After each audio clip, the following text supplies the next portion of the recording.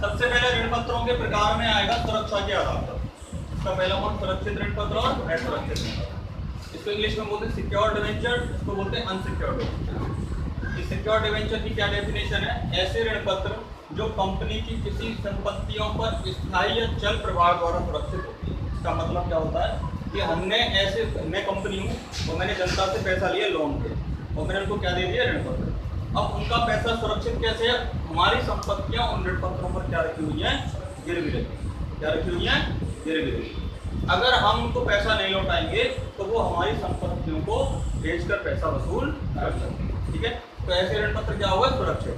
इस तरह से जनता का पैसा क्या होता है? सुरक्षित होता है। कंपनी अगर नहीं देगी तो जनता कंपनी की संपत्तियों को बेचकर उस पैसे को वसूल करेगी। ठीक है, ये स्थायी प्रभार और चल प्रभार का क्या मतलब होता है? अगर कोई विशेष संपत्ति हमने गिरवी रखी को विशेष संपत्ति तो ये हो जाएगा स्थायी प्रभार। और अगर कोई संपत्ति विशेष गिरवी नहीं रखी है, मतलब कंपनी की किसी भी संपत्ति को बिकवा सकता है हमारा ऋण पत्रधारी, तो इसको बोलेंगे चल प्रभार। क्लियर? अगर कोई संपत्ति फिक्स है कि मानो मैंने बिल्डिंग गिरवी रखी तो ये तो हो गया स्थायी प्रभार। मानो मैंने कोई संपत्ति फिक्स नहीं रखी, मैंने बोला कोई भी संपत्ति बिकवा देना मेरी जितनी मेरी बैलेंस शीट में, तो भी हो जाएगा चल प्रभार। Good out? क्लियर? अब आएगा असुरक्षित ऋण पत्र। ऐसे ऋण पत्र जो कंपनी की किसी संपत्तियों पर स्थायी या चल प्रभार द्वारा सुरक्षित नहीं होते। जिसमें होते हैं इसमें नहीं होते हैं तो क्या कहलाएंगे? इन्हें नग्न ऋण पत्र भी कहा जाता है। मतलब अगर मैं कंपनी हूँ, मैंने लोगों से पैसा लिया, उनको कोई भी चीज गिरवी नहीं है तो कैसे ऋण पत्र हो गए? असुरक्षित। अगर मैं उनका पैसा नहीं लौटाऊंगा तो वो मेरा कुछ भी नहीं लगा सकते, ना मेरा कुछ भी बिकवा सकते। क्लियर? दोनों की डेफिनेशन समझ आ गई। अगली हेडिंग डालेंगे अपन लोग शोधन के आधार पर। अब हम पढ़ेंगे शोधन के आधार पर ऋण पत्रों के प्रकार। पहला, शोधनीय ऋण पत्र। शोधनीय ऋण पत्र ऐसे ऋण पत्र जिनका भुगतान कंपनी एक निश्चित समय अवधि के पश्चात कंपनी को एक निश्चित समय अवधि के पश्चात करना होता है, शोधनीय ऋण पत्र कहलाता है। मतलब मैंने आप लोगों से पैसा ले लिया, एक टाइम के बाद मैं आपका पैसा वापस कर दूंगा, तो ये क्या कहलाएंगे? शोधनीय ऋण पत्र। वो एक टाइम, मैक्सिमम टाइम कितना होता है इसमें? मैक्सिमम जो टाइम पीरियड होता है इसमें वो होता है 20 ईयर। मिनिमम की कोई लिमिट नहीं है, पर मैक्सिमम कितना होता है? 20 ईयर।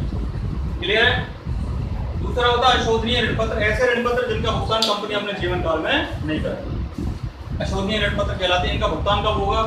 इनका भुगतान कंपनी केवल समापन के समय करेगी। जब कंपनी बंद होगी तभी आपका पैसा वापस करेगी। कंपनी बंद नहीं होगी तो कभी भी आपका पैसा वापस नहीं करेगी।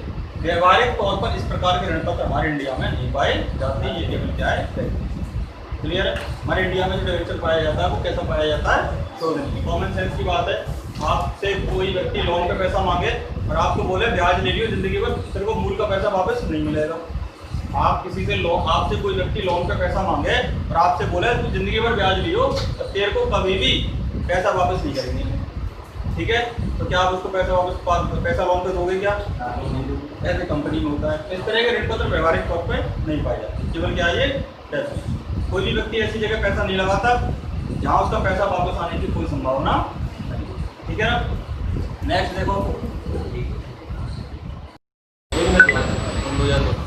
हाँ भाई, अब है पंजीयन के आधार पर ऋण पत्र। पंजीयन के आधार पर दो टाइप का होता है, पंजीकृत और बाहर। इसको अपंजीकृत भी बोलते हैं। पंजीकृत का क्या मतलब होता है? ऐसे ऋण पत्र जिनके धारक का मतलब होता है जिनके पास वो ऋण पत्र है। ठीक है ना? जिनके धारकों का नाम कंपनी की पुस्तकों में दर्ज होता है। कंपनी के जो रजिस्टर है उनमें जिनका नाम लिखा होगा तो ऐसे ऋण पत्र क्या करेंगे? पंजीकृत ऋण पत्र। इनके हस्तांतरण के लिए हस्तांतरण प्रलेख की आवश्यकता होती है। मुझे मान के चलो ये ऋण पत्र किसी और को बेचनी तो मेरी मनमर्जी से नहीं बेच सकता। इसके लिए मुझे क्या बनानी पड़ेगी? ट्रांसफर डीड बनानी पड़ेगी, स्टाम्प हो जाएगी, तब बेचेंगे, नहीं तो नहीं बेचेंगे। ठीक है? बाहर ऋण पत्र ऐसे ऋण पत्र जिनके धारकों का नाम कंपनी के पुस्तकों में दर्ज नहीं होता है, इनको बोलते हैं बाहर या अपंजीकृत ऋण पत्र। इनके हस्तांतरण के लिए किसी भी प्रकार के प्रलेख की आवश्यकता नहीं है। सुपुर्दगी मात्र से इनका हस्तांतरण हो जाता है। सुपुर्दगी मतलब मेरी चीजें मैंने आपको दे दी, आपको ये क्या माना जाएगा? क्लियर है? और इसके लिए क्या करना पड़ेगा? मैंने आपको दे दी तो आपकी नहीं होगी, इसके लिए मुझे ट्रांसफर डीड बनानी पड़ेगी। उस ट्रांसफर डीड के आधार पर ही उसका हस्तांतरण किया जाएगा। क्लियर है? कोई डाउट? बस समझ में आ गई? अब नेक्स्ट पॉइंट डालो। देखो भाई, अब पुनर्भुगतान के आधार पर ऋण पत्र कैसे होंगे? प्रथम और द्वितीय। प्रथम ऋण पत्र ऐसे ऋण पत्र जिनका भुगतान अन्य ऋण पत्रों से पहले किया जाता है, प्रथम ऋण पत्र कहलाता है। हमारे पास काफी सारे ऋण पत्र हैं, पर ये ऐसे ऋण पत्र होंगे जिनको पेमेंट हम सबसे पहले करेंगे। कैसा ऋण पत्र होगा? फर्स्ट। नेक्स्ट है द्वितीय ऋण पत्र। इन ऐसे ऋण पत्र जिनका भुगतान प्रथम ऋण पत्रों से पहले, प्रथम ऋण पत्रों के बाद किया जाता है। पहले इनका पेमेंट हो जाएगा, उसके बाद इनका पेमेंट होगा। तो ये कैसे ऋण पत्र कहलाएंगे? द्वितीय ऋण पत्र। अब आप बोलोगे तृतीय ऋण पत्र भी होते हैं क्या? चौथे होते नहीं, ऐसे नहीं होते। या तो ऋण पत्र प्रथम होगा या ऋण पत्र द्वितीय होगा। ये 2 टाइप के होते हैं। क्लियर? नेक्स्ट होगा ब्याज के आधार पर ऋण। निश्चित, अब ब्याज दर के आधार पर ऋण पत्र। पहला, निश्चित ब्याज दर वाले ऋण पत्र। नाम से पता लग रहा है ऐसे ऋण पत्र जिन पर ब्याज की दर क्या होती है? निश्चित। निश्चित ब्याज दर वाले ऋण पत्र कहलाते हैं। ठीक है, इस ब्याज दर को जब हम डिबेंचर इशू करेंगे उसी टाइम क्या करेंगे? निश्चित दर। ठीक है, इस ब्याज दर को हम क्या बोलते हैं? कूपन दर भी कहते हैं। इसको आप याद रखना। कूपन दर से आपका क्या अभिप्राय? आप लिखते हैं ना, निश्चित ब्याज दर वाले ऋण पत्रों पर उल्लेखित ब्याज दर को ही क्या बोलते हैं? कूपन दर। ये ब्याज दर कैसी होती है? जैसे 18% डिबेंचर से पहले परसेंटेज लिखी होती है। ये परसेंटेज क्या होती है? ब्याज की दर होती है। इसका मतलब ये कैसा डिबेंचर है? निश्चित ब्याज दर वाला। क्लियर? सेकंड आपका होगा शून्य ब्याज दर वाले ऋण पत्र। इसको बोलते हैं जीरो कूपन बॉन्ड। ऐसे ऋण पत्र जिनको बिना किसी ब्याज के निर्गमित किया जाता है भारी भट्टे पर। ठीक है, इसका मतलब आपको, आपसे कोई व्यक्ति लोन पे पैसा ले और आपको बोले आपको ब्याज नहीं देंगे, तो आप दोगे क्या उसको लोन? हाँ, ऐसा हो सकता है, मानो आपसे कोई 1 लाख रुपया ब्याज पे लेने आए, आप उसको 1 लाख के बदले क्या दे दो? केवल 80,000। और वापस कितने लोगे आप उससे? 1 लाख वापस लोगे। तो इसको बोलते हैं जीरो कूपन रेट वाले लोन। मतलब आपने अपने 20,000 रुपये ब्याज के पहले ही खा लिए। और कहने का मतलब, और ब्याज के नाम पर क्या है? कोई ब्याज नहीं है। ठीक है ना? इसको बोलते हैं ऐसे ऋण पत्र जिन पर ब्याज तो कोई नहीं होता, पर इनको निर्मित किया जाता है भट्टे पर, सस्ते में बेचा जाता है। मानो मैंने जनता को डिवेंचर दिया 100 रुपये वाला 60 रुपये में, आपसे कितने रुपए लिए? 60 रुपये। और जब मैं आपको वापस करूंगा उस पैसे को, तो कितने वापस करूंगा? 100 रुपये। तो कितने रुपए का फायदा हो गया आपका? 40 का। उस 40 के फायदे को क्या मान लेते हैं? ब्याज ही मान लेते हैं। पर इस पर ब्याज की कोई रेट निश्चित नहीं है। ठीक है ना? तो कैसे ऋण पत्र होंगे? शून्य ब्याज दर ऋण पत्र। पेपर में जो उसका क्वेश्चन आता है वो आता है जीरो कूपन बॉन्ड से आपका क्या होता है? क्लियर है? 1 नंबर की डेफिनेशन आती है। ठीक है भाई? अच्छा, एक क्वेश्चन एग्जाम में आपके में आता है बॉन्ड और कूपन में, बॉन्ड और डिवेंचर में क्या होता है? ठीक है ना? तो इसका लिख लेना, समझ लो। वैसे लिखना ऐसा कोई जरूरी नहीं है, ये तो ताड़ दिया था।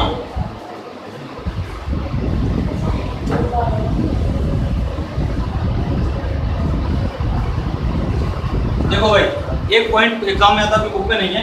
एक होता है बॉन्ड और एक होता है ऋण पत्र। इन दोनों में डिफरेंस क्या है? परसेंट लगा तो इन दोनों में डिफरेंस क्या है? एक ही डिफरेंस होता है, बाकी दोनों बिल्कुल सेम टू सेम होते हैं, कोई अंतर नहीं होता। इसमें एक डिफरेंस होता है, इस पर ब्याज दर, एक डिफरेंस होता है ब्याज। इसकी जो ब्याज दर है वो क्या होती है? इसमें ब्याज दर नहीं होती, इसमें कोई भी ब्याज दर नहीं होती। ऋण पत्र में क्या होती है? ब्याज दर निश्चित होती है। जिस भी बॉन्ड पर ब्याज की दर निश्चित होगी उसको तो बोलेंगे ऋण पत्र, और जिस पर ब्याज की दर निश्चित नहीं होगी उसको बोलेंगे, इसमें ब्याज की रेट ही नहीं होती। ठीक है ना? इसको बोलेंगे बॉन्ड और इसको बोलेंगे ऋण। बाकी इसके स्वरूप में कोई अंतर नहीं होता है। इसका सर्टिफिकेट बिल्कुल एक जैसा होता है ऋण पत्र का और बॉन्ड, सेम टू सेम, कोई अंतर नहीं होता है। इस पर ब्याज की रेट होती है, निश्चित होती है, इस पर कोई ब्याज की रेट नहीं। ये डिफरेंस होता है। 2 नंबर का आता है कभी। ठीक है ना? अभी बुक में है। इसके बाद हाँ भाई, अब है परिवर्तनशीलता के आधार पर ऋण पत्र। परिवर्तनशीलता परिवर्तनीय और अपरिवर्तनीय। ऐसे ऋण पत्र जिनको एक निश्चित समय अवधि के पश्चात अन्य प्रतिभूतियों में परिवर्तित करवाए। अन्य प्रतिभूति का मतलब, मानो आपका 9% का डिवेंचर है, उसको 10% के डिवेंचर में कन्वर्ट करवा लो, या उसको इक्विटी शेयर में कन्वर्ट करवा लो, या उसको प्रेफरेंस शेयर में कन्वर्ट करवा लो। किसी भी चीज में कन्वर्ट करवा लो, अगर आप करा सकते हो तो कैसा ऋण पत्र कहलाएगा? परिवर्तनीय। ठीक है? नेक्स्ट है आपका अपरिवर्तनीय ऋण पत्र। ऐसे ऋण पत्र जिसको अन्य प्रतिभूति में परिवर्तित नहीं करवाया जा सकता। कैसे ऋण पत्र कहलाएंगे? अपरिवर्तनीय। डाउट? इस तरह से हमने आज कितने प्रकार के ऋण पत्र पढ़ लिए? 14 प्रकार के। 14 प्रकार।